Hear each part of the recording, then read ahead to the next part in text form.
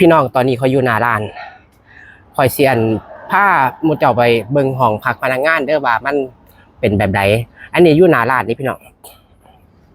อันนี้อยู่หน้าร้านฟูมูลสปานี่กล่องหน้ามุดเจ้าเห็นตึกนั้นบ่ตึกนั้นเป็นห้องพักพนักงานนะอยู่ชั้น5เดี๋ยวขอ15มุดเจ้าไปเบิ่ง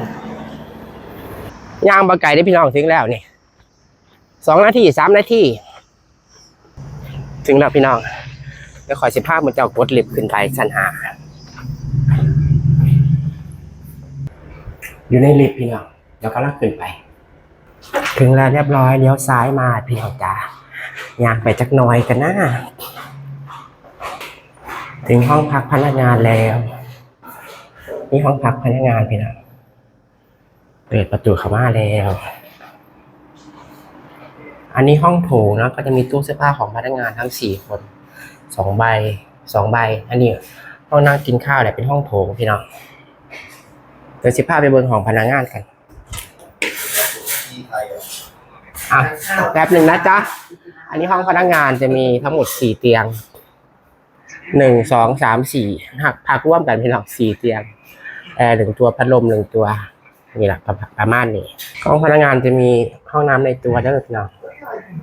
ห้องน้ำในตัวถัดมาตรงนี้ก็จะเป็นห้องของรีเซพชันพี่น้องห้องของรีเซพชันนอนคนเดียวเพราะว่าคนไทยน่าจะอยู่ด้วยไม่ได้ คนละภาษากันอันนี้อันเตียงของข่อยนอนเมื่อคืนเมื่อวานข่อยมาพักอยู่นี่คืนหนึ่งพี่น้องพักที่นี่คืนหนึ่งห้องก็จะประมาณนี้นะของรีเซพชันอันนี้เตียงรีเซพชัน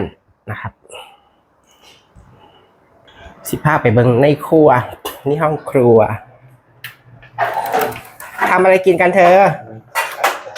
โอ้ยผัดข้าวมาสันละผัดข้าวมีพ่อครัวแม่ครัวกันเยอะเลยที่นี่เป็นการนั่งเห็นกับเขากันเลยพี่น้องจ้าของใหม่หมดเลยตู้เย็นก็ใหม่ถ้านายซื้อให้อันนี้เป็นห้องน้ำส่วนรวมนะคะเพราะห้องรีเซพชันไม่มีห้องน้ำในตัวห้องก็จะประมาณนี้เด้อพี่น้องเด้อห้องโถงที่เด็กๆเขานั่งกินข้าวกันน้ำอยู่อันห้องพักพนักงานบ่ไหลพี่น้อง